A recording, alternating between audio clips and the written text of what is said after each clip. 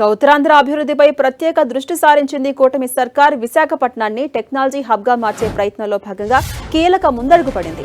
రాష్ట్ర ఐటీ విద్యాశాఖ మంత్రి నారా లోకేష్ ఇవాళ విశాఖ నగరంలో పర్యటించి రాష్ట్రంలోనే మొట్టమొదటి ఏఐ ఆధారిత ఎడ్జ్ డేటా సెంటర్ కు శంకుస్థాపన చేయబోతున్నారు.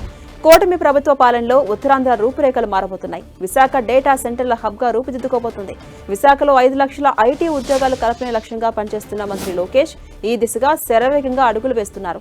ఇవాళ విశాఖలో మొట్టమొదటి ఏఐ ఎడ్జ్ డేటా సెంటర్ తో పాటు ఓపెన్ కేబుల్ ల్యాండింగ్ స్టేషన్ కు శంకుస్థాపన చేయబోతున్నారు. ఈ ఏఐ ఆధారిత డేటా సెంటర్ రాక వల్ల భారతదేశ తదుపరి గ్లోబల్ డిజిటల్ గేట్వేగా విశాఖ రూపుదిద్దుకోబోతుండటంతో పాటు సముద్రపు కేబుల్ కనెక్టివిటీ, ఏఐ మౌలిక సదుపాయాలను బలోపేతం చేయబోతుంది. ఇక రాష్ట్ర ప్రభుత్వం కేటాయించిన 3.6 ఎకరాల భూమిలో 15,000 కోట్ల పెట్టుబడితో 2 దశల్లో ఏఐ ఎడ్జ్ డేటా సెంటర్ ను సిపి అభివృద్ధి చేయబోతుంది. తద్వారా 1000 మందికి పైగా ఉద్యోగ అవకాశాలు లభిస్తాయి. నూతన కేబుల్ ల్యాండింగ్ స్టేషన్ సదుపాయం వల్ల సముద్రపు కేబుల్ కనెక్టివిటీని మెరుగుపరుస్తూ ఎడ్జ్ స్థాయిలో ఏఐ కంప్యూటింగ్ సామర్థ్యాన్ని విస్తరించే అవకాశం కల్పిస్తుంది. ఇక భారతదేశంతో పాటు ఆగ్నేయాసియాలోని సింగపూర్, మలేషియా, ఆస్ట్రేలియా, థాయిలాండ్ వంటి దేశాల మధ్య త్వరితగతిన డేటా ప్రాసెసింగ్ చేస్తూ విశాఖ సిఎల్ఎస్ వ్యూహాత్మక ల్యాండింగ్ పాయింట్ గా పనిచేస్తుంది.